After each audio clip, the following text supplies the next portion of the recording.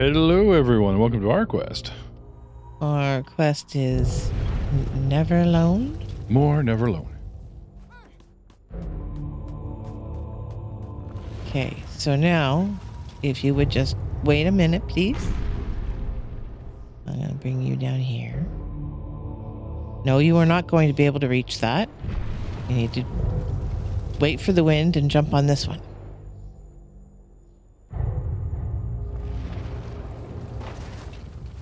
Or you just cheat. You said move the wind? That's what happened. So hold on. I'm gonna bring this guy up just in case. Because we're like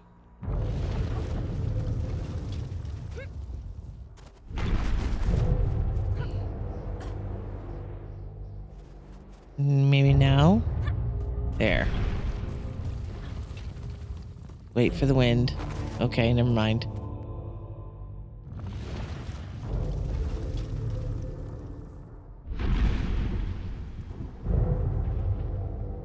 So it doesn't look like there's wind. So let's go. There we go.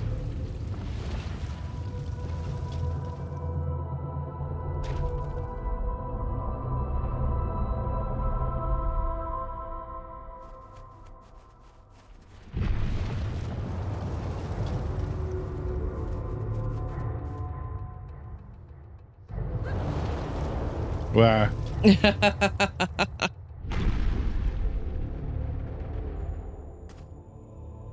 So obviously I have to wait for the wind. This time, yeah. There's no wind over here, but there's over here. It's weird.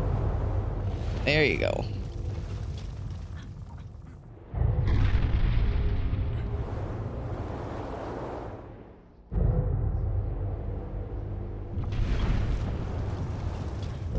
I think you wanted to go there. I tried, but you hear me clicking my button? No, she does not want to let go. All right. There we go. There. All right. I was waiting for something. Oh. Like we both got. Oh no, I'm a ghost still. Okay.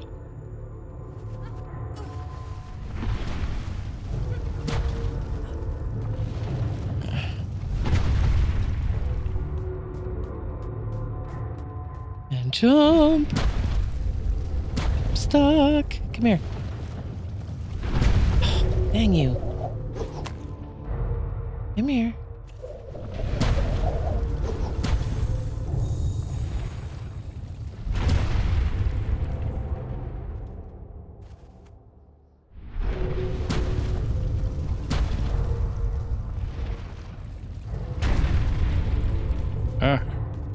Okay. That's as low as I can get it to go, babe.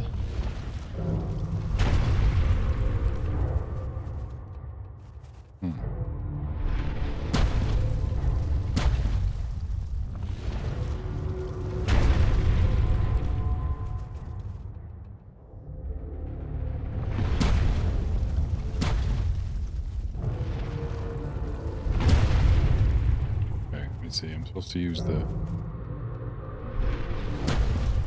momentum. Yeah. Almost. There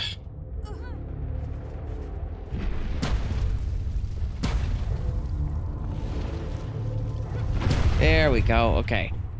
Hold on. Don't squish me. Mayok tua kanela kaming kanganon inyuk pasum.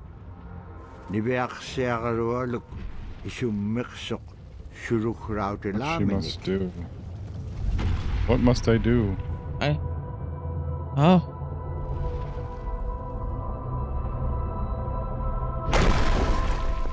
Bullet him in the eyes. I don't know. If I could just steal his what is it? A does? Surely the prisoners will stop.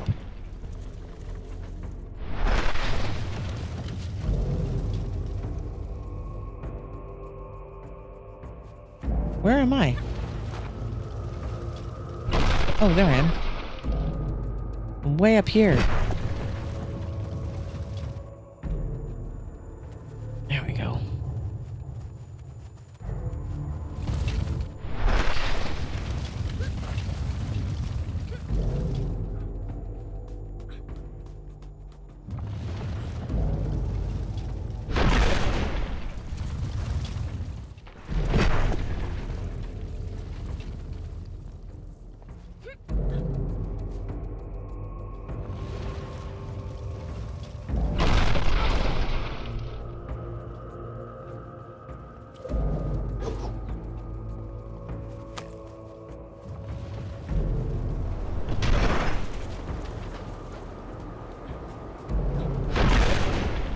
Oh, Bring down the spirit. Quickly, please. Bring up the spirit. Quickly, please.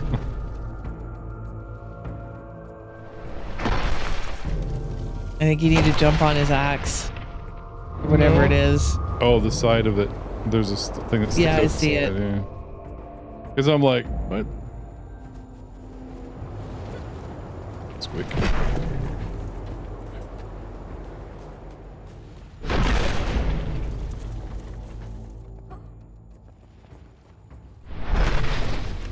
Come on, up, up, up. No.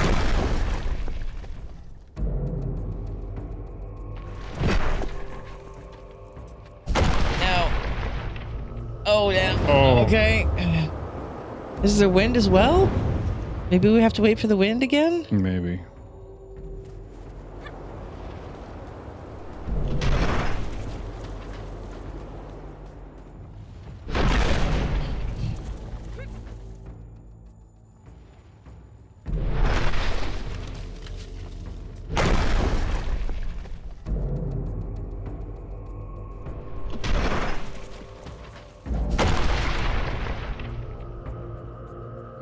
Oh, there it is.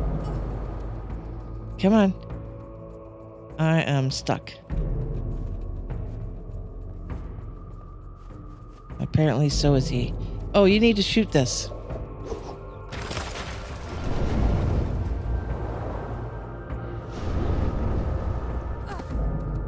Don't fall off. For the love of God, don't fall off. Where are we going?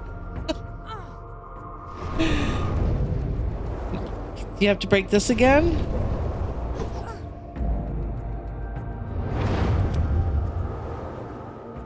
Or jump? No, it does want you to shoot it.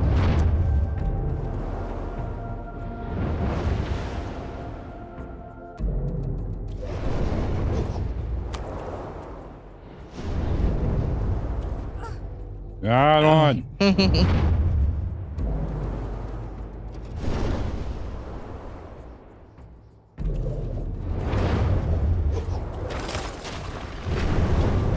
Hey, come back.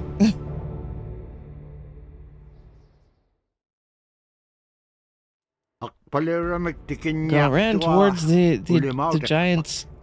It does. It broke loose and fell to the tundra floor. And she runs away with it. He ran after her, but the girl was too fast.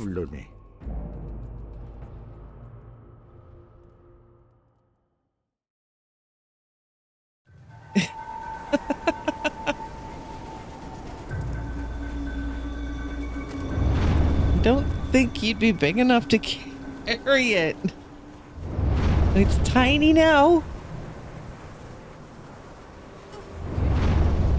I just have this feeling that he's right behind us stomping. We need to get moving. Shit.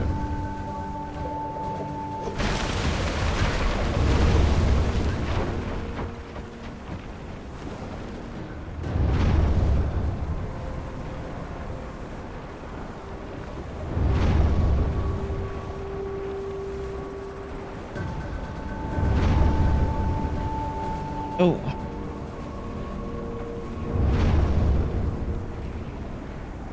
Can you jump on this? Jump.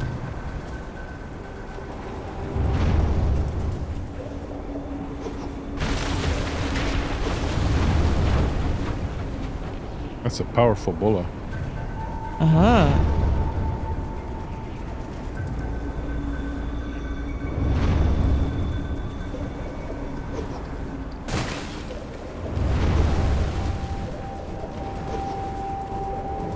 All right, it's you pass.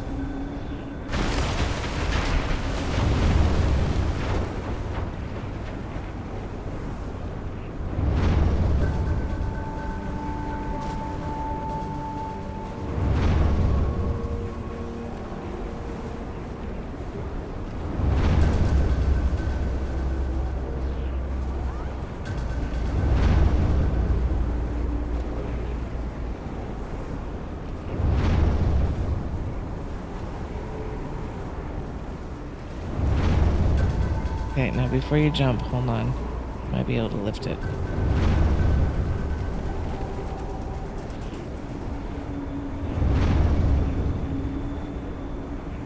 I don't think I could lift this one high enough, so you'll have to jump on it. Oh, maybe I can move it over though. Nope.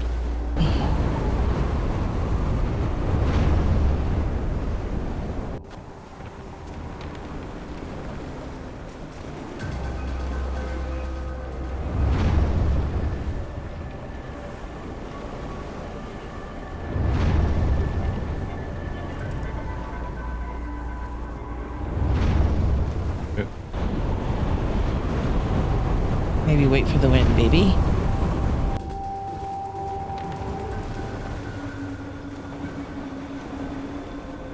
Yeah, there's wind.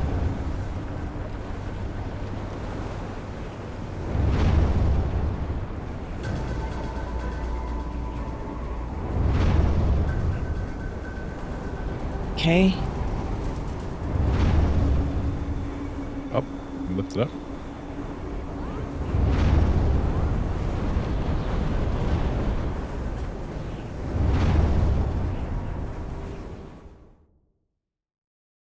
He threw down his shovel, climbed up from the flat tundra, and ran after, but it was too fast. But Kanasaku Yuyagaku was too fast. Oh, not these green buggers again.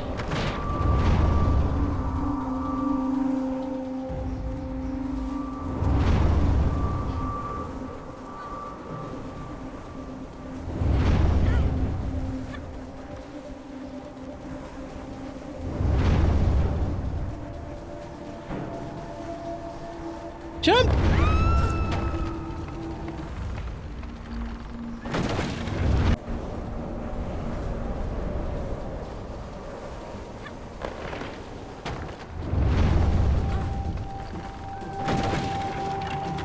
Oh, hold on. Thank God I didn't get too far ahead of you.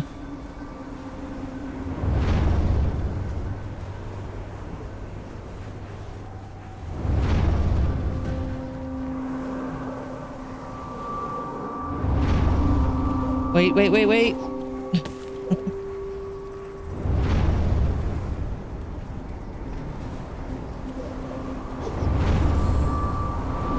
Oh, blizzard guy's coming.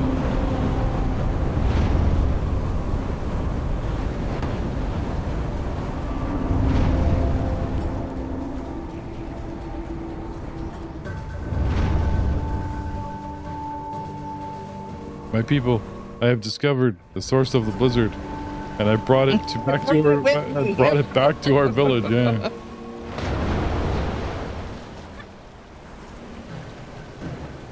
Oh. Sure. Stay with me. Stay with me.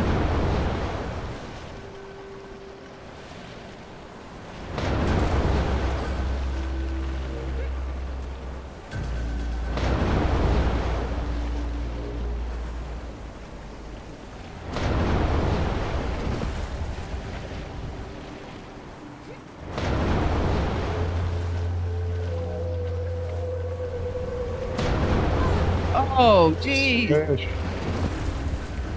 Sorry. No, that wasn't your fault. I wasn't expecting that to happen. Okay.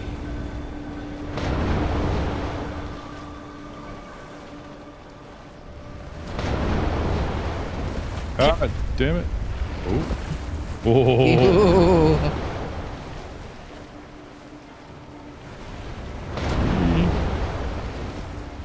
Exciting and new. Sure.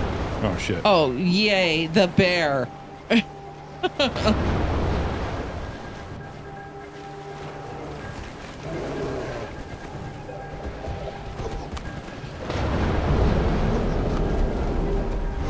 That's right. Run away. I'm here to eat you. And he looks up and sees the thing. They're like, I'm out. I ain't messing with a walking snowstorm. Even bears know what time it is. Surfing USA. Ba-na-na-na-na-na-na-na-na.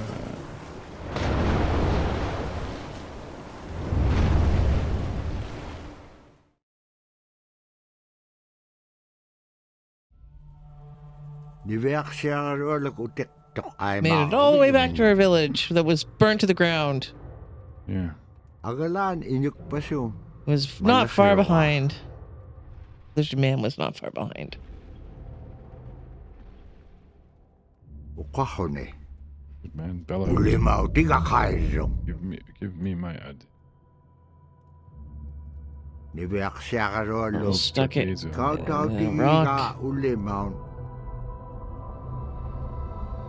Oh, wow. Smashed it. Ruining Ah, the shit. edge of the blade.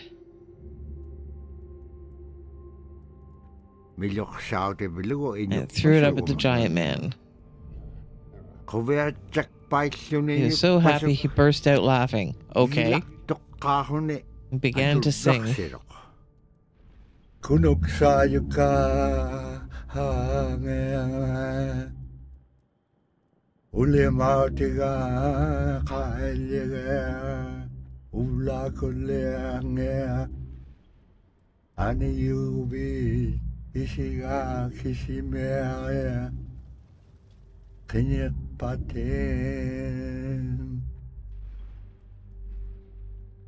Why was he happy? That I don't know.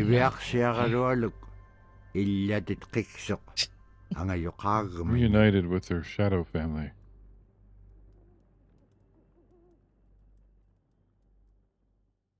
Or you'll see caribou feet. Very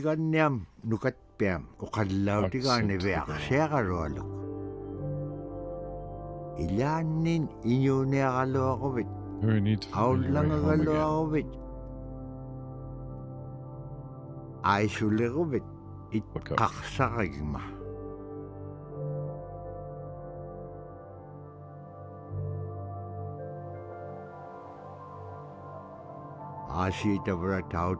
Floated up through the night sky.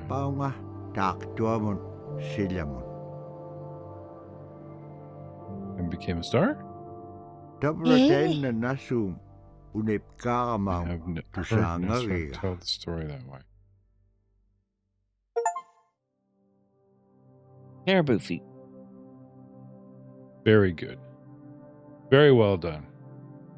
Difficult enough to be annoying and make you go rawr, and interesting enough. No, it was a very pretty game, even though it was nothing but snow and stuff. Nothing but snow and ice and I don't understand why the creature was happy at the end when we broke his tool, but that's fine. Look it on a rock. Maybe now he was happy because he could actually take a day off because the tool broke. I don't know. I hope we have his stuff back.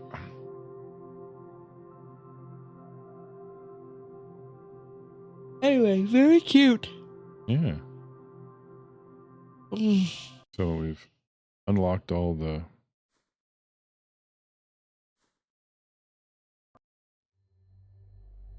All the art and stuff, probably. Yeah, let's have a look at the art. Yeah, let's...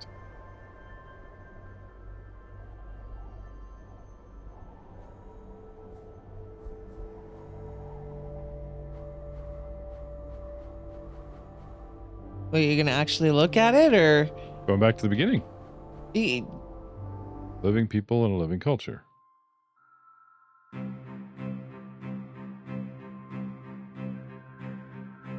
One of the things I think a lot of people need to understand is we aren't a museum piece. The Inupiaq people are a living people and a living culture. Even though we're in northern Alaska, which covers this vast area from Nome all the way over the Canadian border, is that there is this extreme value of interconnectedness and interdependence. It's a hunting society, a gathering society from thousands of years. This is what creates our culture. That special relationship between humans and the natural world and the animals. And Aww. that it teaches you how to have a society that There he doesn't is. do too much harm to the world. Love and respect for nature, for one another, for our elders. Very, very fundamental value, key to life. Our values are something that bind us all. The importance of sharing with one another, the importance of spirituality, and the connection to the land, our traditions, how we hunt, sharing of stories and songs and dances. I'm Inupiaq. I'm from the Arctic Ocean. I am Inupiaq. It's very important to me. It's who I am as a person. And we're very proud of who we are, and we want to continue that.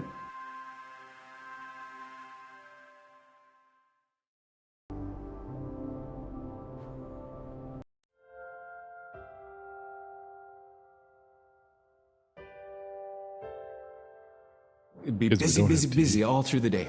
You get up and you just go right to work, right to work. There's always something to do. There's never any idle time.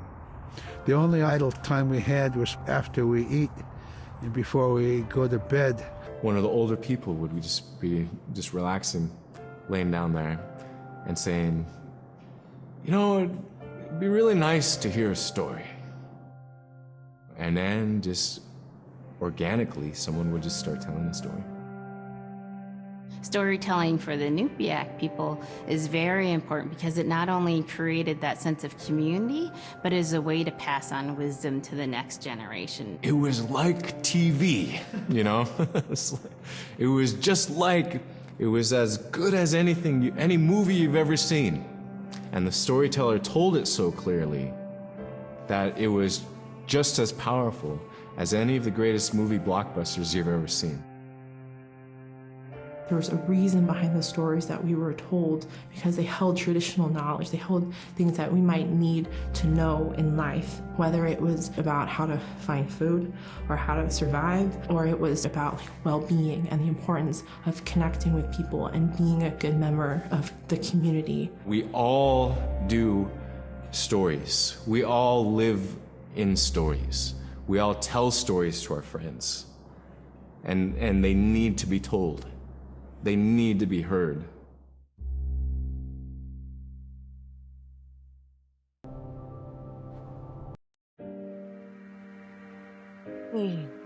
So scrimshaw is this really beautiful method of art that's done either on baleen or ivory, and traditionally it was used to tell stories. Each etching is telling a story of some event. Caribou hunting was taking place. This is what was going on. War began around this time. And so it sort of gives you a timeline of history through etching. Those are pretty. An elder or the person who carved it would literally be able to read the scrimshaw story. They're like reading a book, in a way. A lot of the storytelling traditions would be things that after the storytelling was done, we'd just rely on the next person telling it. And so scrimshaw is a very important way for Alaskan Native people to record their history.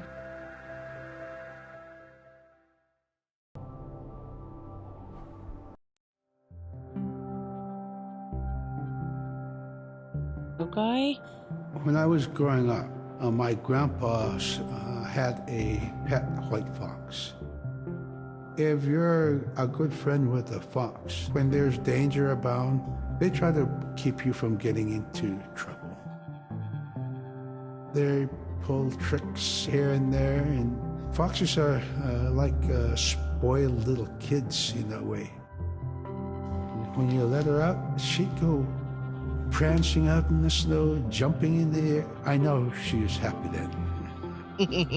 Come running at me and jump on my chest, knock me backwards, lick my face, and I try not to let it. So that was my memory of my grandpa's pet fox.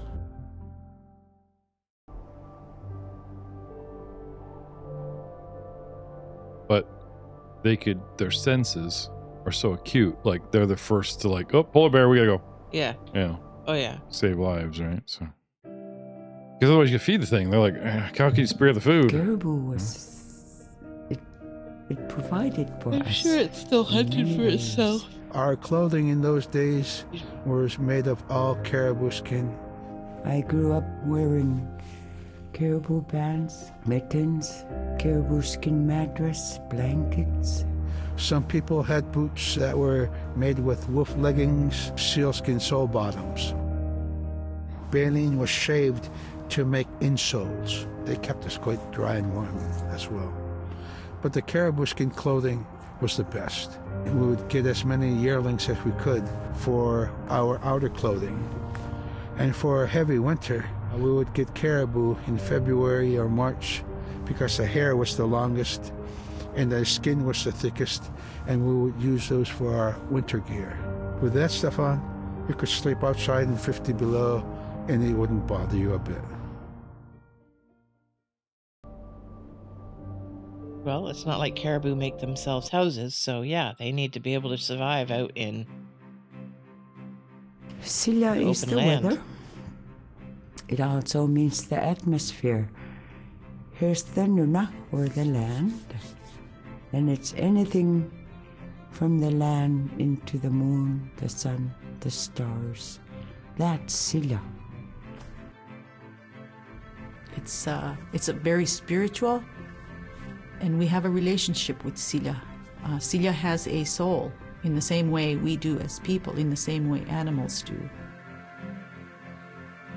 I think spirit helpers in and of themselves are really about how we're connected with things. And so it may be that there's a spirit helper that shows themselves as a bird to show you the way home, or it may be a spirit helper that actually decides to show themselves with the face and body of a man instead of their animal form. And so I think one of the things that's hard to understand is that it's not one way of seeing things, it's one way of knowing you're connected to everything. We've always had that spirituality of everything around us. It's the interaction you have with the air you breathe, the ocean that you gather resources from, the rivers from which you gather fish, the tundra from which you pick berries, the animals that give themselves. It's all of that.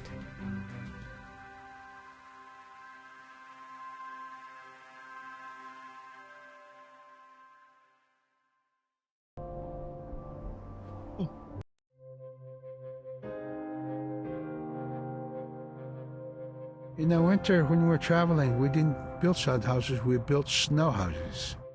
In Canada, they call them igloo, but here in Alaska, we call them apuyak. We'd do a day of travel, and then we'd make a apuyak. The next day, my father would set traps, spend the day there, rest the dogs, give them something to eat, and then the following day, we continued to the next place. We'd go to my dad's sister, who had a house at Dubarg. They had a small sod house over there. We didn't have to do anything. We just visit with them, and my dad and his sister were glad to see each other, and they'd talk away while us kids played outside or go to sleep. By the time we get back to our home, my father would leave us with our aunt or with my grandmother, and then he'd start on his trips and go check his trap line. We were not into 8 to 5 kind of time, you know. We're in a total different kind. We're in ecological time.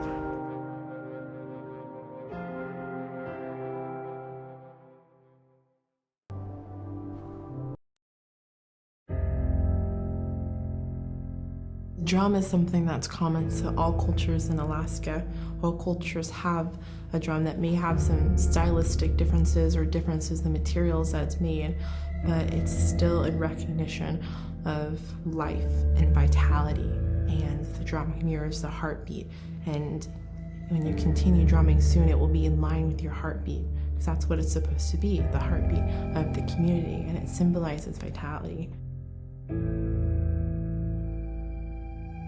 And it's the most tremendous feeling to be in a room and to have one long row of all the drummers and to have that feeling of unity, everyone beating in harmony, the drum beat in unison, it's the most beautiful feeling. And to know that you're connected, you're on the land that you are connected to. And even if you grew up outside of the community, that which is in you comes from this area. And it's the greatest feeling.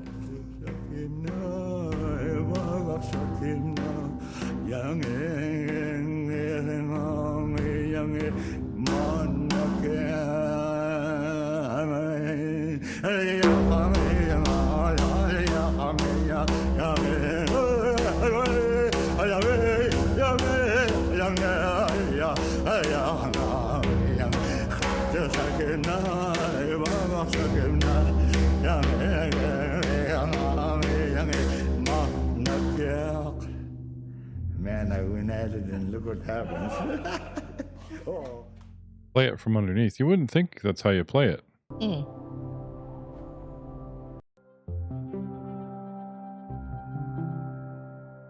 They're just like other people. They just happen to be very small and extremely strong. These are stories that are common throughout Alaska. It's normally that people are in a size from your elbow to the tips of your fingers, and they possess superhuman strength. So they may be tiny, but they can carry a whole caribou. And if you go up north and you talk to a number of the people in the community, they'll talk about having seen the little people. There's a place at home that we know, but we don't profess it to anybody. But it's not like the boogeyman. They can be mischievous, they can be ornery, or they can be helpers. And every now and then, we might have the opportunity to see them, especially if they want us to see them.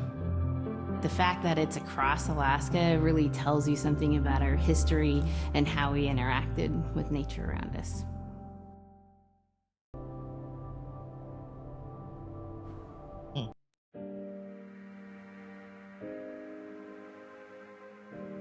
The bola is what we call kilamitang.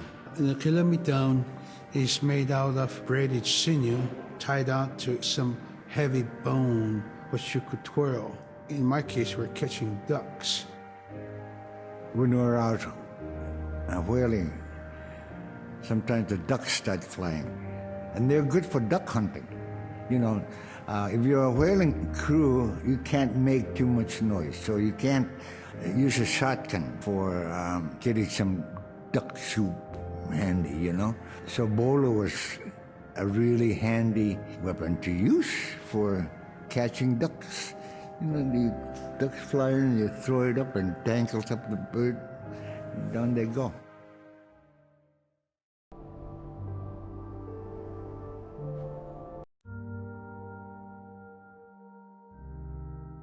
The scariest I've ever been, I was 12 years old.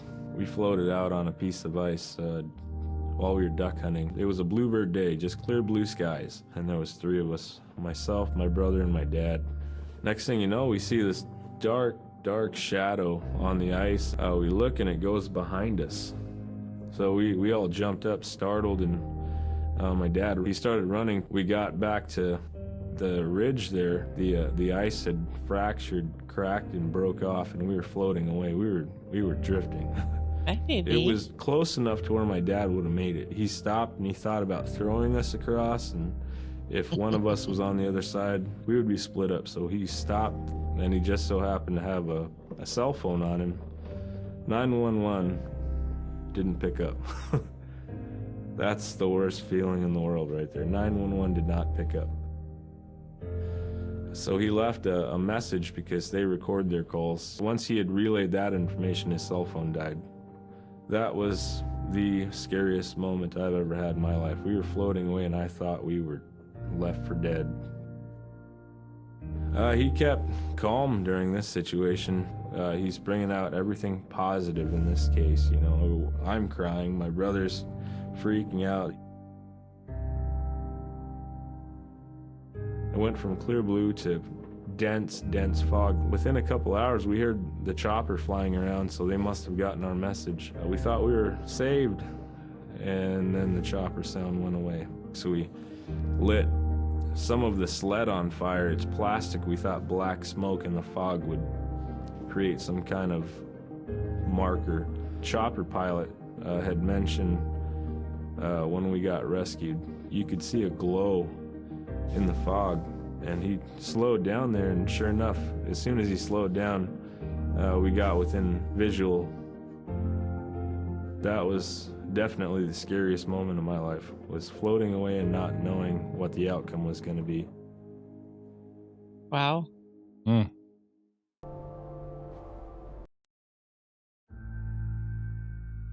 We're very much aware of the climate change.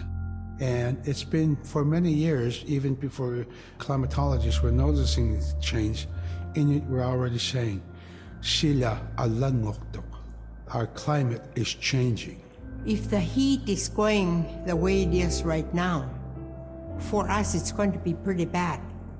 Different birds are coming, and they're coming earlier, and sometimes rain is more than what we want, because when there's more rain, we know it's going to melt the permafrost.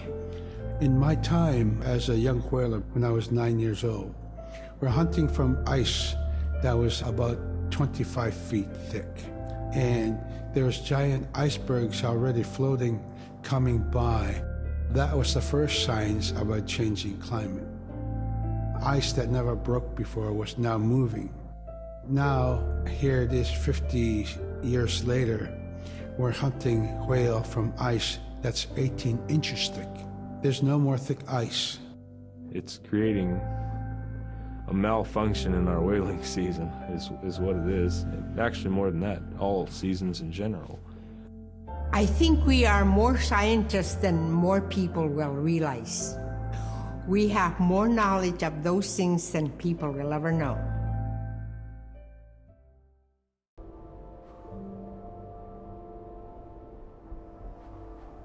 Unlock it.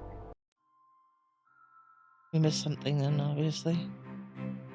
In, Arctic Alaska, hunting is a really important part of life. It's not just about going and shooting something, it's about going and putting food on the table. But more importantly, subsistence hunting isn't just about the insular family unit, it's about feeding the whole community. And I think that's one of the beautiful things about subsistence hunting in Alaska is that people go out and they'll go get, fish, or they'll get a caribou, and they'll get, seals and whales. And one of the first things they'll do is they'll say, oh, I need to take this to the elders. This isn't just about one individual surviving or one family surviving, it's about the whole community. We didn't just go out and kill and put in a freezer. It's like a ritual that I learned from my parents. It's all about relationship. I don't know. I think there's a lot of camaraderie involved, and just being out on the land or being out on the ocean. It's like getting back in tune. I'd rather be out there. To me, once I go out there, it's the world that I learn from.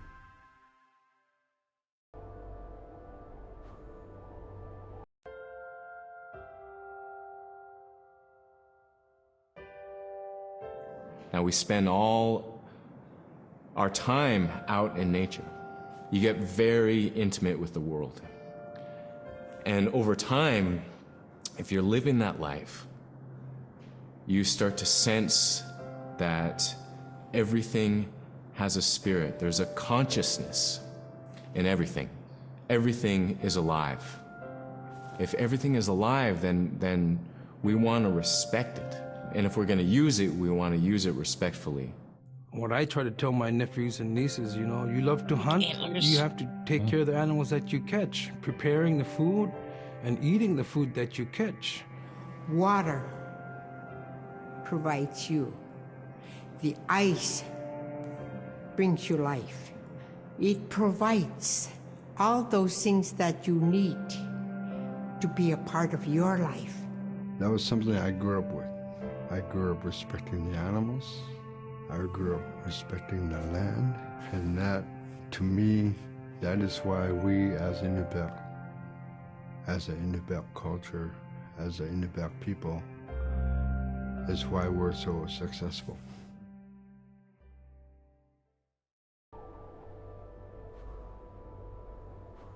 We have Big Timid, Little Timid, and King Island.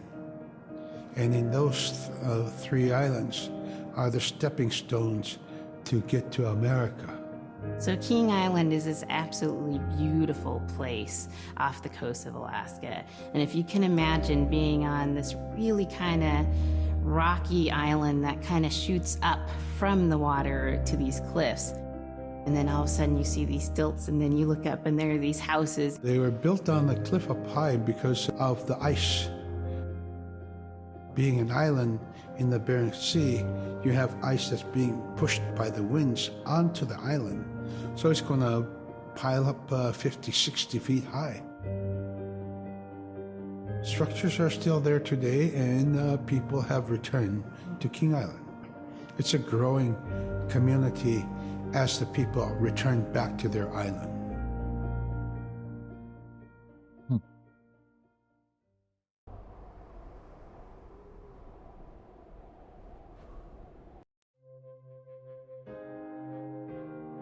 When I was young, my mom, whenever the Northern Lights came out, she'd just whistle. Boy, they come alive. Just keep whistling and that aurora will just like, you can almost hear it.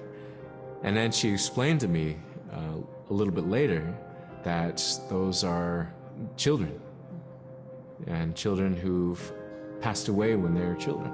You don't want to draw them in too much, is what she said, because then they could play football with your head, play Eskimo football, and that's what they want to do.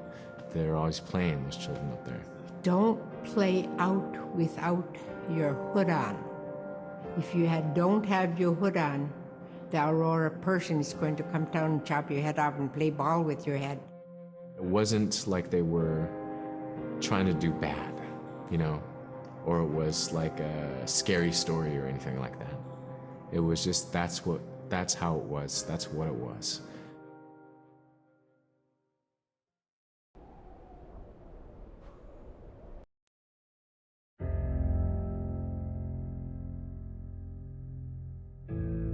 In the month of November, there's no sun. So during that dark time, we travel by the light of the moon. It's quite different. Everything was silver and black. Toward the horizon, we could see where caribou are because their body heat flowing upward, and we could see it glowing in the moonlight against a dark horizon where there's no stars. If somebody yelled, you could know who yelled from where the sound came from, but specifically where that cloud of their breath went up and it glowed in the moonlight. So that was a good time to travel. It was very surrealistic. And so things that were dark objects looked very close, and white objects looked very far. It could be more dangerous to travel at night. You'd think. We are taught that there's no hierarchy. It's not everything else, and then man, humans on top, and they're separate from everything. We're taught that everything is equal, and that all the animals have a human form or can be seen in a human form. And so they have just as much or more intelligence. In fact, have a lot to teach people. And so that's how these transformations can happen. It's if the animal wants you to see it in its human form. There's a story where a man comes up to an ice hole, and then realizes there's another man in his parka that's got stuck in the net, and is just stuck like that. Oh, can you let me out? Please help me, And so then he lets the man out, but then realizes that was actually a seal. That was a seal man. And just because that seal wanted that help, that seal allowed itself to be seen in human form.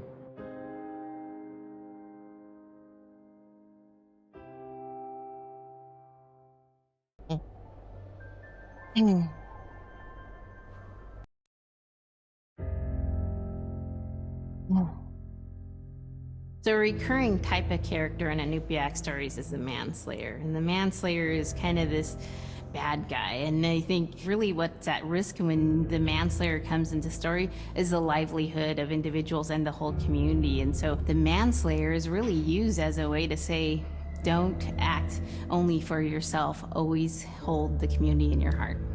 Oftentimes in these stories, there is one person that will stand up.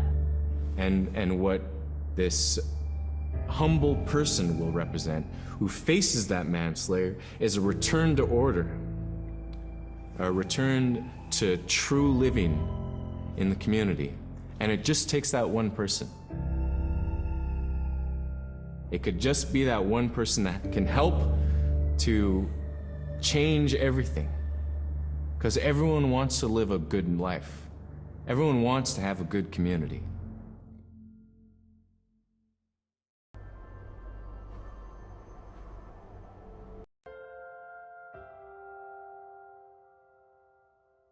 With the story of Kunuk Sayuka, told by Robert Cleveland, it's just a masterwork. It's a well-known story among the Inupiaq people, and in our case, of producing a video game that really reflects Indigenous heritage. It captures the imagination, and it's something that you have a very specific kind of task to do.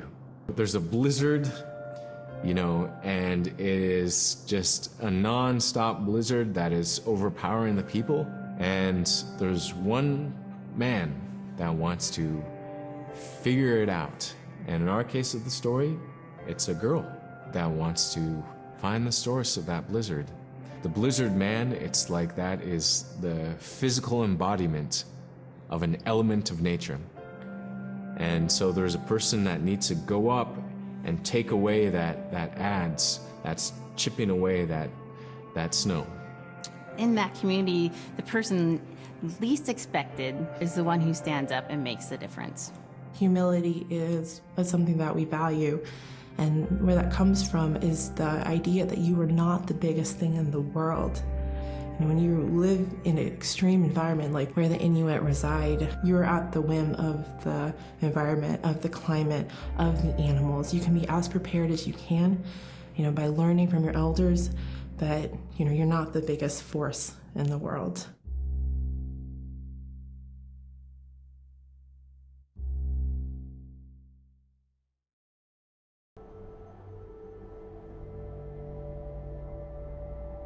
Very, very cool. And well, maybe we could play this again and unlock the hidden scenes. And we will see you next time.